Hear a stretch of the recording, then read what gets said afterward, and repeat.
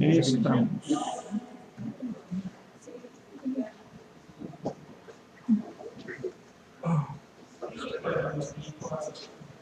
Muy bien. Estamos transmitiendo y vamos. Adelante, señores, adelante. Aquí es. Adelante, sí, justo. No, lo estamos esperando. Vamos a dar inicio a la sesión del día de hoy, siendo esta la primera sesión con la nueva rotación. Bienvenidos, señores, estos todos los miércoles están cordialmente invitados. Hoy cerramos los temas de ortopedia pediátrica. Hemos estado en una serie de temas referentes a la subespecialidad, y hoy cerramos con un tema, pues como todos los que vemos acá, me dan cuentas, bien interesante. El doctor José Gilberto Ríos Ruiz nos acompaña hoy. El doctor amablemente, a través del doctor Antonio Toledo, también, maestro, muchas gracias por el contacto, aceptó la invitación para venir con nosotros. El doctor hizo su especialidad en el Hospital Shriners de México. Posterior a la especialidad hizo la subespecialidad en ortopedia pediátrica también en el Hospital Shriners de México, y desde hace nada más 13 años que el doctor es adscrito al Hospital Shriners de México. Entonces, pues qué mejor que un super experto en la materia para compartir su experiencia con nosotros. Doctor, el foro es suyo, adelante, muchísimas gracias. Gracias. Adelante. Gracias. Bueno, buenas tardes. Gracias a todos por su asistencia. Antonio, muchas gracias por invitarme. Como es mi amigo, por eso le digo Toño, ¿no? Ustedes díganle, doctor Toledo. Por favor. En el momento que quieran interrumpirme, lo podemos hacer. Yo sé que esto es algo, sí, más entre compañeros, amigos, entonces no es nada formal. En el momento que quieran interrumpirme, me interrumpen y lo vamos viendo. Vamos a hablar sobre uno de los, en particular, yo hice la residencia en Shriners cuando se podían hacer los 4 años de ortopedia anteriormente, y pues, evidentemente que lo que más he visto ha sido ortopedia pediátrica. Y existen 2 padecimientos en ortopedia pediátrica que, en mi opinión, son devastadores. Uno es la distrofia muscular de Duchenne, pues porque sabes que en ese momento que tú haces el diagnóstico certero, ya no hay vuelta atrás y no puedes hacer absolutamente nada al respecto. Es una evolución natural que va a llevar a la muerte al paciente, tarde o temprano. Y lo que es peor es que en esa sociedad todavía machista que existe en nuestro país, tienes que decirle a la familia que la mamá es la portadora del padecimiento y que el riesgo de que tenga más familia, y si tiene ya familia de mujeres, pues tienen el gen, el portador, y la posibilidad de que exista la enfermedad es del 100%. Entonces, realmente es un padecimiento muy devastador. Y el otro es la osteogénesis imperfecta, porque causa un sinfín de problemas en general con la familia, con los pacientes. Apenas el jueves de la semana pasada, Toño y yo veíamos un paciente de 19 años, con un temor de la paciente, con un temor de la familia en cuestión de poderse mover. Realmente socialmente, desde el punto de vista funcional, de calidad de vida, es también una catástrofe cuando no lo sabemos tratar de manera adecuada. Y actualmente los conceptos de tratamiento también se han modificado. Yo hice la residencia y aprendí que, bueno, si se fractura, pues hay que ver si se les pone un yeso, si se operan, y decirles a los papás, tengan cuidado de moverlo, y decirle al niño no se muevan porque se pueden fracturar. Y eso ha cambiado actualmente. El concepto de tratamiento en los niños de osteogénesis imperfecta va encaminado a todo lo contrario, a movilizarlos para que sean lo más independientes posible. Y vamos a hablar un poco al respecto más adelante. Bueno, ¿qué es la osteogénesis imperfecta? Bueno, las osteogénesis imperfectas son manifestaciones clínicas en los tejidos en donde la principal proteína de la matriz es la colágeno tipo 1, como cuáles: los huesos, la dentina, las escleras y los ligamentos. Ahorita vamos a ir viendo realmente cuál es la característica de la osteogénesis imperfecta. Vamos a hablar un poco de los antecedentes. Fue descrita en 1788 por Ekman, aunque Brolik acuñó el término en 1849. Y se conocen un sinfín de sinónimos, como los que pueden ver aquí. Incluso existe una fundación mexicana que se llama Angelitos de Cristal, porque a veces se les llama niños de cristal, en donde, bueno, son algunos de los sinónimos que existen de este padecimiento. ¿Qué es lo que sucede? En los niños, el hueso es un tejido dinámico que continuamente está experimentando un crecimiento y una remodelación. O sea, no es que el hueso se forma y ya, sino que se está formando y se está reabsorbiendo también. Y esto está balanceado desde el punto de vista bioquímico, y ese balance debe ser normal para evitar que haya una alteración. Entonces, en los pacientes con osteogénesis imperfecta, bueno, durante la remodelación, la resorción ósea se produce a una tasa igual a la de la formación del hueso. Esto es un proceso conocido como acoplamiento, lo que les decía. Debe de haber un balance entre lo que se está reabsorbiendo y lo que se está formando. Y cuando ese balance hay un desequilibrio, entonces ahí es donde tenemos los problemas o los padecimientos. Cuando la resorción ósea supera la formación, la pérdida de la masa ósea se produce, lo que conduce a una fragilidad de los huesos y una disminución de la densidad mineral ósea. ¿Ok? Entonces, eso, en resumen, desde el punto de vista histológico, bioquímico, es lo que está sucediendo en un hueso en los pacientes que tienen osteogénesis imperfecta. Es un trastorno hereditario con mayor fragilidad ósea y masa ósea baja, como veíamos hace un momento. En la mayoría de los casos está causado por una mutación que afecta a uno de los dos genes que codifican para el colágeno tipo 1, las cadenas que se conocen como COL1A1 y la COL1A2. Entonces, está perfectamente estudiado y sabemos ahora, sabemos dónde se encuentra la alteración. ¿Qué sucede en los pacientes con osteogénesis imperfecta? Bueno, la colágena es inmadura y se parece mucho a las fibras reticulares de los huesos fetales. El problema es que producen una colágena equivocada o anormal. No es que no se produzca, solo que es anormal. Sin embargo, en los pacientes con osteogénesis imperfecta no existen problemas con el metabolismo mineral. O sea, el problema no está ahí, el problema está en la estructura realmente de lo que es la proteína de la colágena. Y ahí es donde se está produciendo el problema.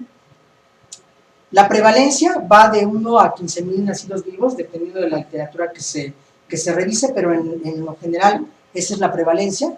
El tipo 1 es la forma clínica más común, aunque no es la de más frecuencia.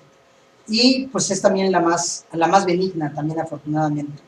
Las manifestaciones dependen de la severidad y del subtipo clínico. Eso es importante que lo recordemos también. Esta es la clasificación de Silence, que fue la primera que describió y dividió primero en 4 tipos la osteogénesis imperfecta, se ha modificado. Esta es la clasificación de Silence, pero la expandida, que está tomada del 2004, de Lancet. Y aquí ahorita lo vamos a ver con mayor detalle, no voy a ahondar mucho en la tabla, pero bueno, aquí los tipos de osteogénesis, los rasgos típicos que existen clínicos y el tipo de herencia que tenemos. En los últimos 3 tipos que se descubrieron ya tienen que ver con cuestiones ya desde el punto de vista histológicos y bioquímicos que pueden encontrar, además de los cambios clínicos. Si se fijan, muchos de estos 3 tienen relación desde el punto de vista clínico con los 4 anteriores, y realmente la diferencia la hace el estudio bioquímico e histológico para poder diferenciar entre estos subtipos. Como veíamos, el tipo es el más leve y común. La talla en la mayoría de sus pacientes es normal, generalmente no es tan deformante, tienen escleras azules. El 50% de los pacientes tienen sordera presenil, aproximadamente en la tercera década de la vida, múltiples fracturas durante la niñez y es autosómica dominante. Es importante mencionarles, sobre todo ahorita que mencionamos lo de la sordera presenil, un paciente con osteogénesis imperfecta requiere de una atención multidisciplinaria. No solo lo tiene que ver el endocrinólogo en el mejor de los casos y el ortopedista, sino que requieren de una atención realmente multidisciplinaria, que es lo que nos va a ayudar a identificar y tratar mejor a estos pacientes. El tipo 2 es la forma más severa. Normalmente mueren in útero o poco después del nacimiento por insuficiencias respiratorias, sobre todo hemorragias intracraneales por compresión del tallo cerebral. Tienen múltiples fracturas, tórax y los huesos largos. Las escleras son azules. Se puede hacer el diagnóstico por ultrasonido y también es autosómica recesiva. Aquí algunas características clínicas. Esta no es del paciente de tipo 2, pero lo que menciona mucha literatura, su fascia triangular, que es característica de los pacientes con osteogénesis imperfecta. El tipo 4, la intensidad es moderada, la mayoría es con estatura baja, las extremidades son arqueadas, hay fracturas vertebrales por compresión, y eso es algo que como ortopedistas nosotros lo dejamos mucho de lado. Incluso yo podría decirles que en Shriners no tratamos la escoliosis de los pacientes con osteogénesis imperfecta. En los 3 años que yo llevo en el hospital, podría decirles que recuerdo de un solo paciente que se instrumentó a nivel de columna por problemas de deformidad y obviamente las fracturas. Pero es importante que recordemos que también tienen problemas a nivel de columna y que es importante saberlo, identificarlos y tratarlos. La mayoría de los pacientes son ambulatorios, tienen escleras blancas y esta es autosómica dominante. ¿Cuáles son los tipos adicionales? Bueno, en el tipo 5 está caracterizado por callo hipertrófico, osificación de la membrana interósea principalmente. Lo que podemos ver es que cuando las fracturas consolidan y tienen callos hipertróficos, justamente como menciona ahí. En el tipo 6 es parecido clínicamente al tipo 4, el colágeno es normal y la alteración sí está en la mineralización ósea, sin alteraciones en la fisis, como el raquitismo. Por eso les mencionaba yo que en estos 3 subtipos la diferenciación la tenemos que hacer no solo clínica, sino tiene que ser basado en otro tipo de estudios que nos permitan la diferenciación. En el tipo 7 hay una rizomelia, hay una coxa vara característica en la mayoría de estos pacientes, y hay alteraciones en el cromosoma número 3, no en la colágeno, ¿ok? Bueno, el tratamiento médico, primero, consiste en orientación de la historia natural de la enfermedad. Hay que explicarles a los papás, a los pacientes cuando tienen ya la edad, qué es lo que les va a suceder con la osteogénesis imperfecta.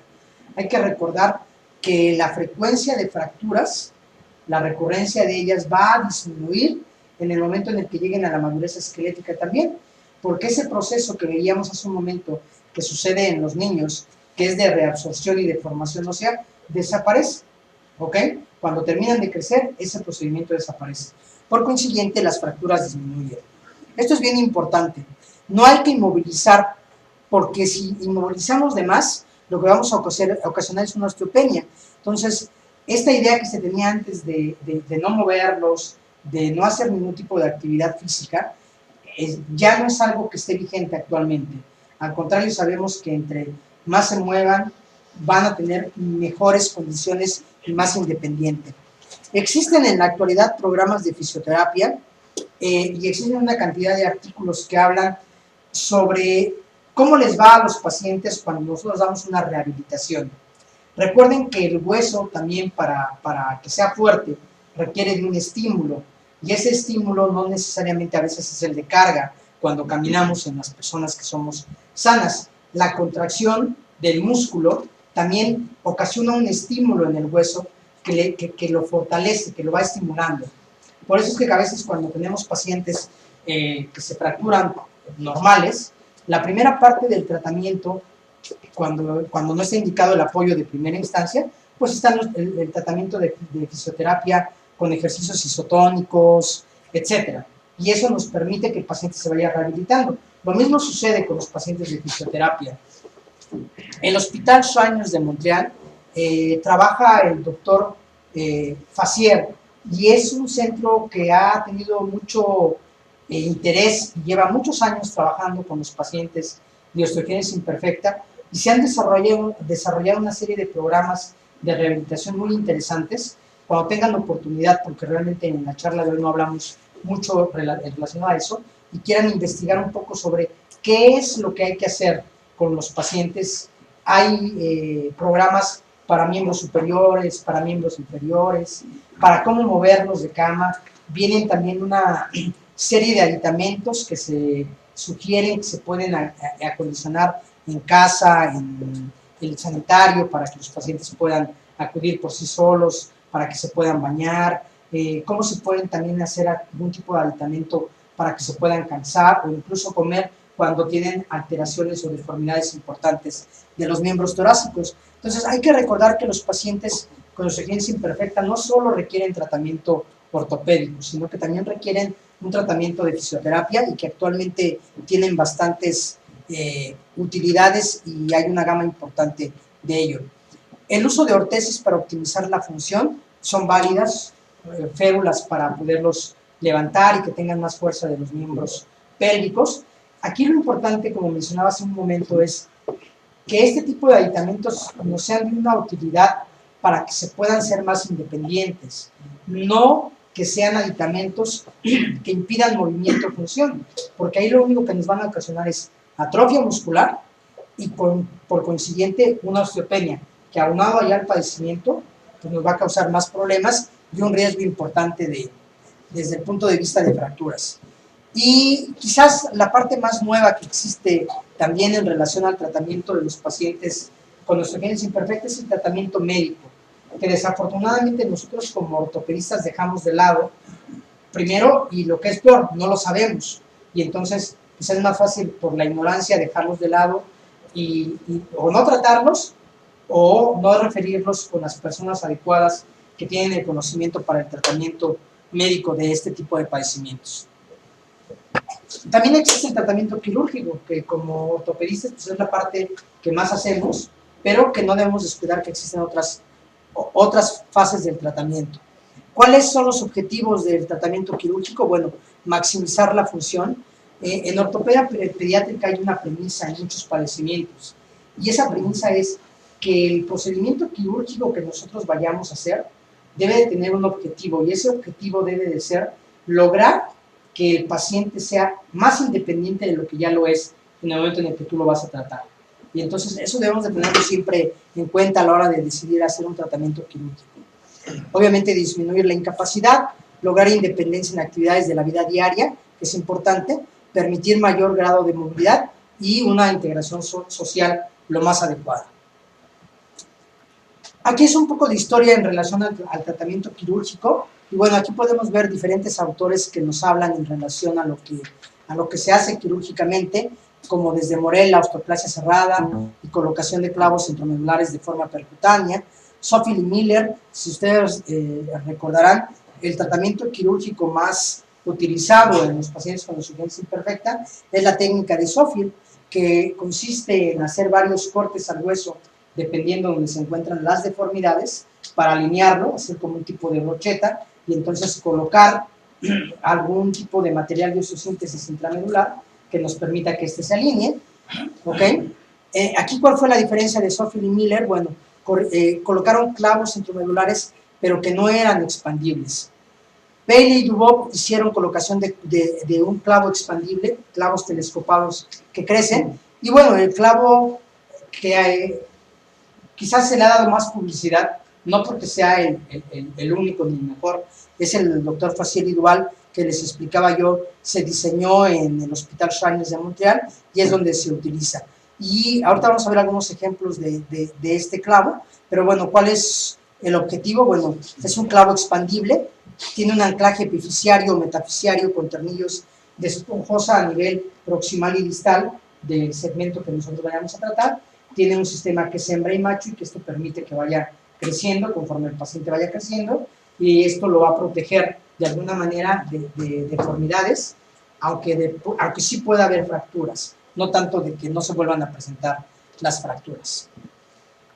Esos son algunos ejemplos como les decía yo, en Shriners. De repente hubo un periodo de tiempo en donde de verdad creo que los pacientes estaban un poco olvidados y no se trataban de la manera más adecuada. Aquí vamos a ver algunos de los ejemplos.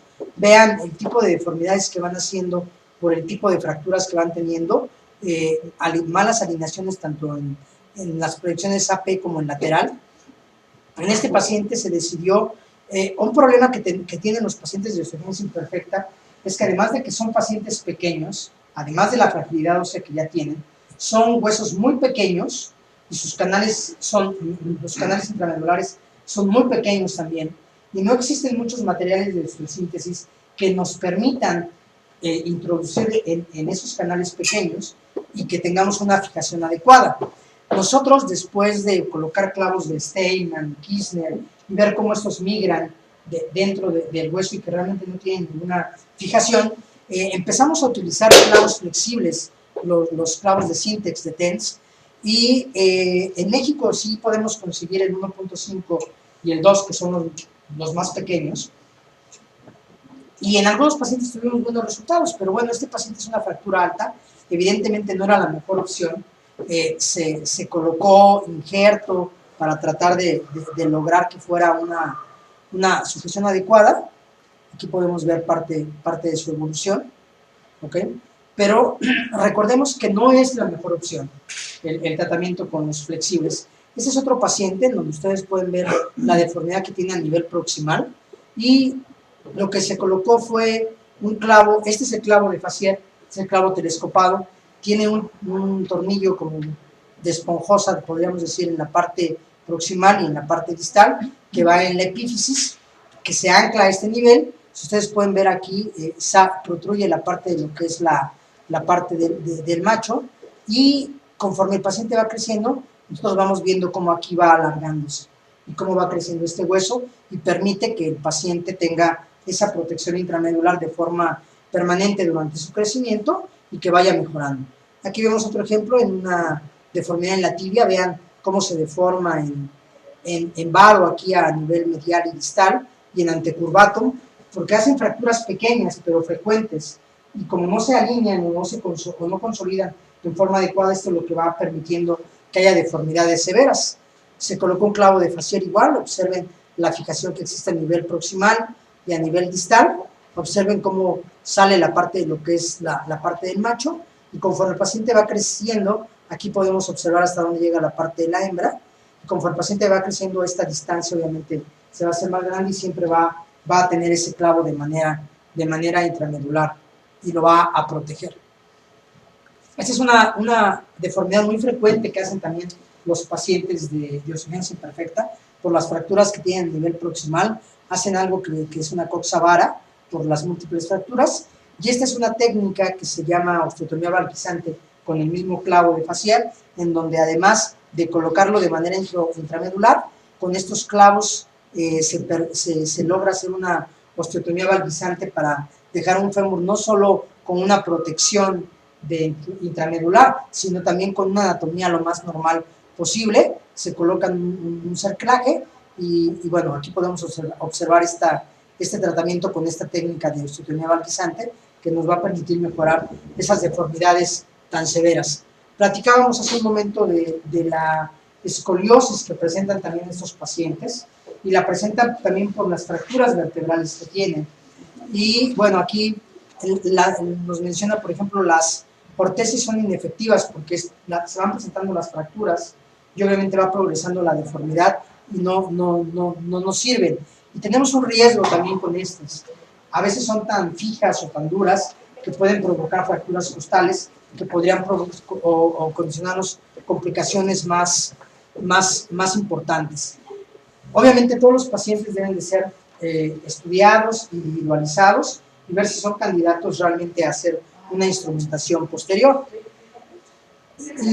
No se ha demostrado que en estos pacientes, a diferencia de la escoliosis idiopática, por ejemplo, en donde nosotros sí sabemos que después de determinados grados la capacidad pulmonar disminuye, y si nosotros los instrumentamos, esta capacidad mejora.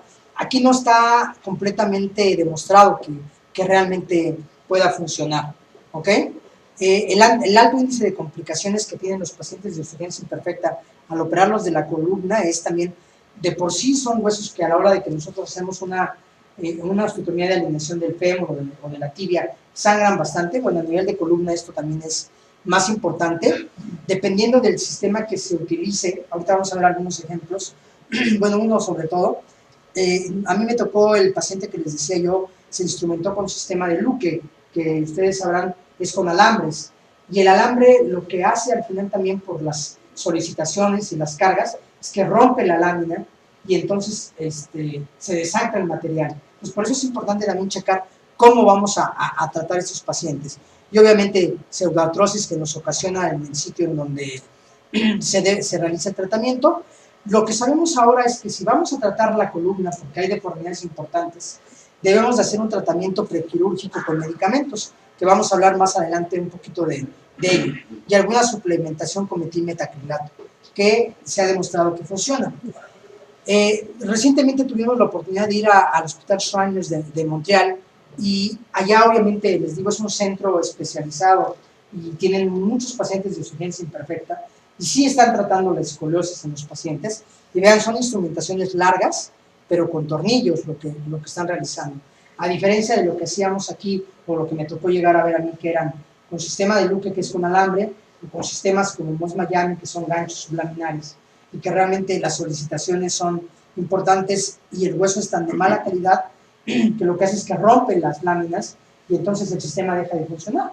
Y este tipo de instrumentaciones, observen ustedes, bueno, son las más recomendadas en este tipo de pacientes. Y aquí el problema pues tiene que ver con los costos, ¿no? Esta instrumentación está alrededor de entre $15,000 y $20,000 aproximadamente, para colocar todos estos tornillos. Entonces, bueno, también hay que ver aquí un poco de esto. No sé si tengan alguna duda o quieran comentar algo. ¿Sí? Bueno, vamos a pasar a una parte que es un poquito más complicada, pues porque a veces no le damos la importancia y no tenemos todos los conocimientos necesarios para de repente, además de entenderlo, realizarlo. Y actualmente el tratamiento médico en la osteogénesis imperfecta ha tenido un auge muy importante, y podemos en la actualidad encontrar un sinfín de artículos que nos hablan sobre este tratamiento para los pacientes. Actualmente hay dos opciones farmacológicas para aumentar la masa ósea.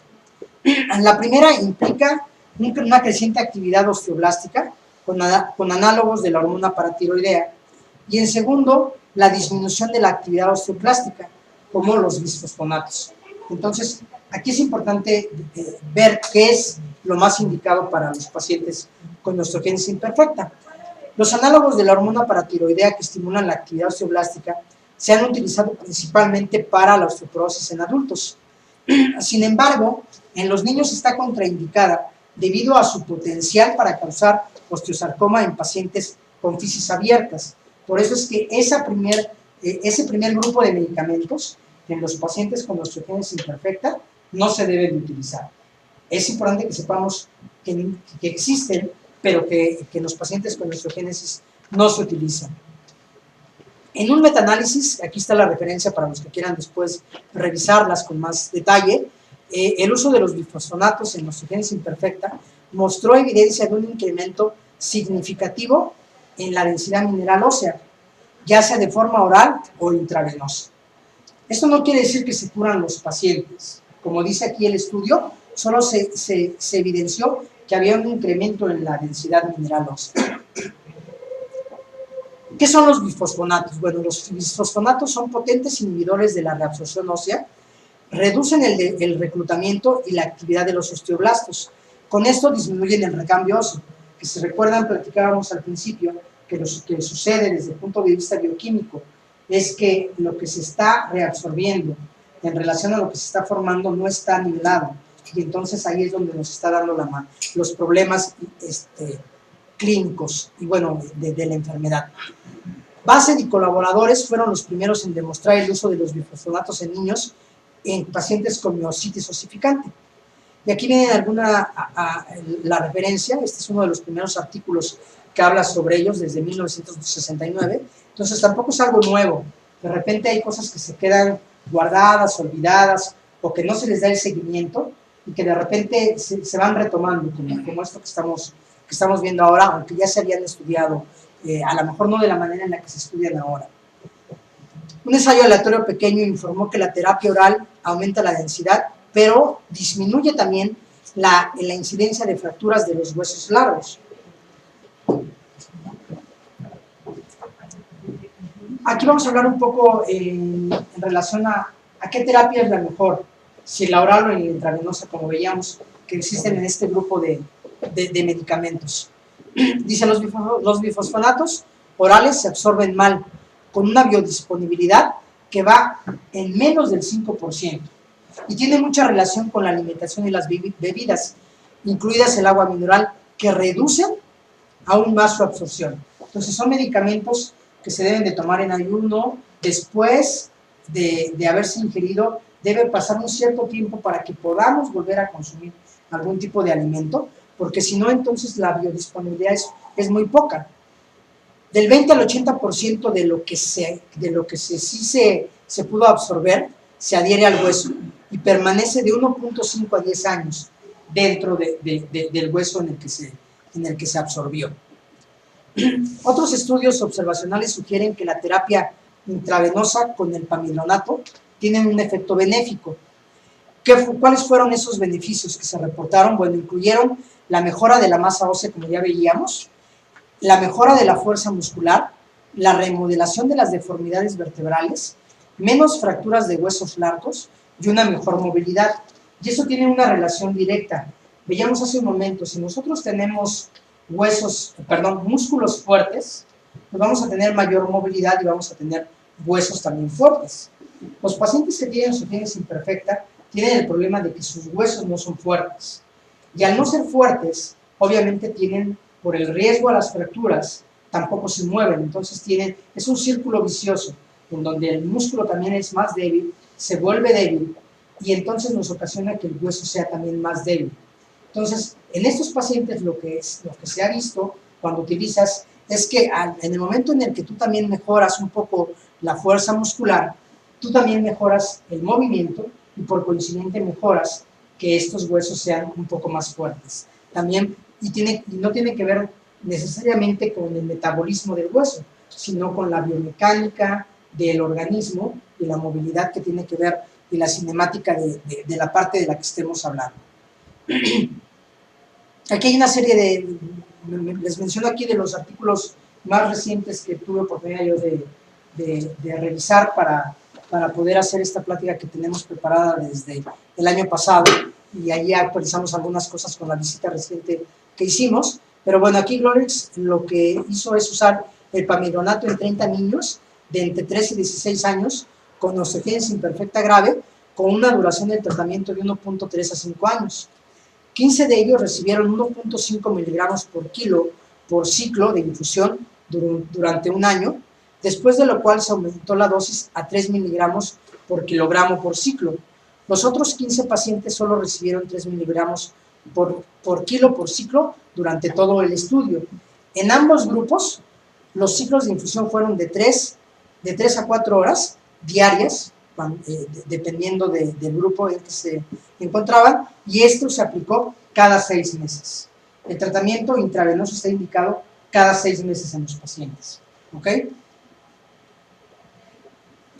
Bueno, las pruebas radiológicas de ese estudio revelaron también características líneas densas arriba de las placas de crecimiento en los huesos alrededor de las rodillas y en los antebrazos distales, las vértebras y las crestas ilíacas.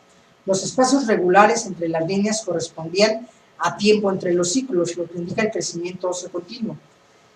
Creo que aquí sigue el ejemplo radiográfico para que quede más claro. Estas líneas que ustedes ven aquí significan un tratamiento de los bifosfonatos de forma intravenosa. Entonces, este es un paciente que ha recibido por lo menos 4 tratamientos intravenosos del medicamento. ¿Ok? Y esos fueron de los hallazgos radiológicos que encontraron, además de aumento en la densidad ósea y aumento en la calidad del hueso. Si ustedes se fijan, el paciente ha tenido fracturas, estas fracturas ya las tenía antes de iniciar el tratamiento, no mejora la alineación porque el medicamento no tiene esa finalidad, ¿ok? Pero sí aumenta la calidad del hueso.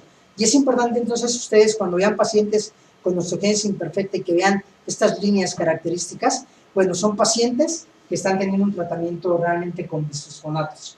Y ahí lo podemos observar en estas líneas que se observan ahí. ¿Ok? El dolor crónico en los huesos también se redujo marcadamente aproximadamente unas 6 semanas después de haber iniciado la terapia. La deambulación mejoró en 16 niños. 4 niños que estaban previamente en silla de ruedas fueron capaces de caminar. Y la incidencia de las fracturas disminuyó 2.3 con este rango por año. ¿Ok? Hay pacientes que tienen en el transcurso de un año a veces hasta más de 20 fracturas, y no solo en un solo hueso, en varios de los huesos. Entonces, este estudio también demostró no que desaparecían las fracturas, pero que el índice en cuanto a la frecuencia sí disminuía. El tratamiento médico debe darse por 2 años máximo, Existen efectos adversos como aumento del dolor óseo posterior a la infusión, dolor lumbar, fiebre, necrosis avascular de la mandíbula y aumento en el tiempo de consolidación de las osteotomías. Por eso es que los pacientes que van a ser sometidos de manera programada a una alineación del fémur o de la tibia, se recomienda que suspendan el tratamiento por lo menos 6 meses antes de que nosotros hagamos el tratamiento quirúrgico, porque podemos tener aumento en el tiempo de consolidación. Entonces, si yo voy a tratar a un paciente con una alineación del fémur, debe tener por lo menos 6 meses de no habérsele aplicado el tratamiento. Después de realizarse el tratamiento quirúrgico, no hay una fecha como tal determinada cuándo lo puede volver a iniciar, pero algunos artículos mencionan que 3 meses después de haberse hecho la cirugía y que nosotros ya vemos que hay una consolidación adecuada, pueden nuevamente retomar el tratamiento con los medicamentos. ¿Ok? Entonces, esa parte también ahí es importante. Los bisfosfonatos no son el único tratamiento que existe desde el punto de vista médico para este tipo de pacientes. Yo puedo decirles que también nosotros en Shriners no estamos dando tratamiento con bisfosfonatos. Suceden 2 cosas. Desde el punto de vista legal, la FDA en México no ha aprobado que se utilicen los bisfosfonatos en los niños, y eso ha complicado también el uso de ellos. Son tratamientos caros también, son tratamientos largos, no todos los pacientes tienen opciones a recibirlo. La Fundación Credicelio de Angelitos de Cristal aquí en México está utilizando el Aclasta, que se está poniendo el Aclasta intravenoso cada 6 meses a los pacientes. Nosotros tenemos allí en Shriners varios que también van acá a la fundación, y yo sí les puedo decir que sí hay mejorías en los pacientes. Desafortunadamente no podemos estudiarlos porque no lo estamos haciendo nosotros como tal, pero bueno, creo que sí están teniendo una mejoría importante.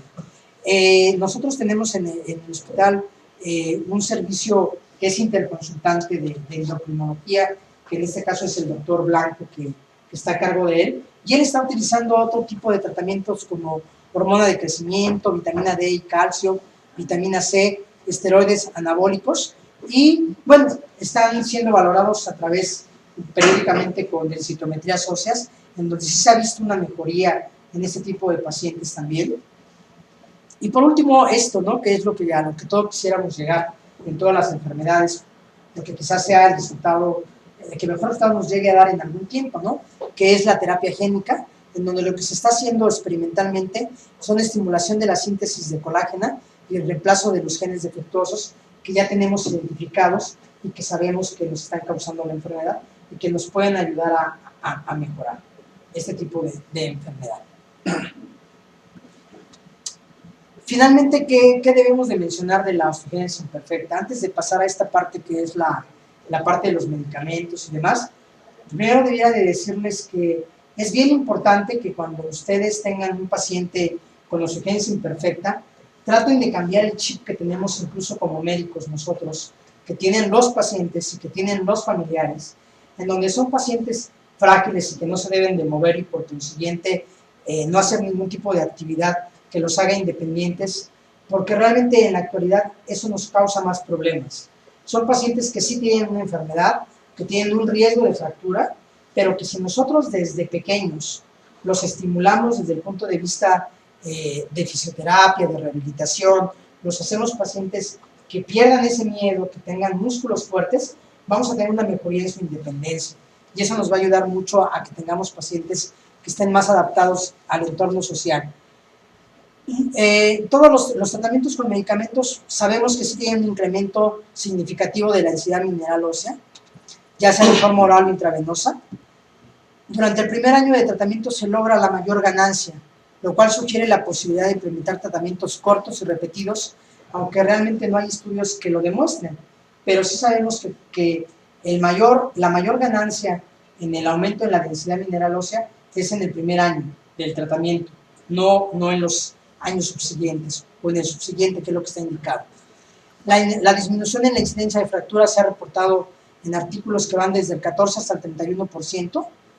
Su administración, como veíamos hace un momento, de 1 a 3 años parece ser segura, bien tolerada, y los eventos adversos son pocos o menores. La vía de administración óptima, la dosis y el momento de inicio y duración del tratamiento aún no está clara. Recientemente, este año, en febrero, se dio un artículo de un metaanálisis del uso de los bisfosfonatos, en donde, en términos prácticos, concluyen que realmente no está demostrado que sirvan los bisfosfonatos. Yo podría decirles por experiencia personal que los pacientes en donde se les ha dado, que yo he tenido oportunidad de tratar desde el punto de vista quirúrgico, cuando uno ve la calidad del hueso de ese paciente tratado en los pacientes que no se han tratado, sí hay una diferencia. Entonces creo yo que quizás en la parte de los pacientes con osteogénesis imperfecta aún estamos cortos en tiempo, nos hace falta quizás tener más seguimiento para ver si realmente es un tratamiento médico que nos pueda ser de utilidad. Creo que es la última. El doctor Fassier de Shriners de Montreal, que es el que diseñó el clavo y que está a cargo del programa de osteogénesis en Montreal. Eso sería todo. Gracias.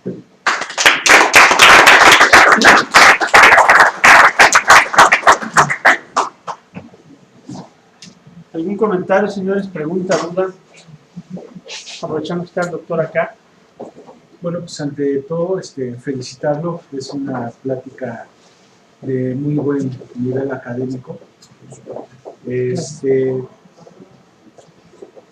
Yo creo que esto es como un parteaguas hablar sobre problemas de osteogénesis imperfecta, porque como usted bien lo decía, el manejo de los bifosfonatos tiene que ver mucho en la recuperación de un niño con osteogénesis imperfecta. Hablar de bifosfonatos y hablar de osteogénesis imperfecta, ustedes como hospital de punta, parece que hay esa limitación o hay esa barrera, digamos desde el punto de vista, como usted lo decía, de la FDA. Bueno, pues esto nos puede limitar el manejo para tener o tomar una decisión quirúrgica, ¿no? de las que ustedes están haciendo. Si bien es cierto, a mí me parecen unos resultados excelentes en cuanto a la corrección o la alineación de los pacientes que tenían fracturas del fémur o a nivel del tercio proximal. Yo me quedo con muchas dudas sobre el manejo de la escoliosis con niños con osteogénesis imperfecta.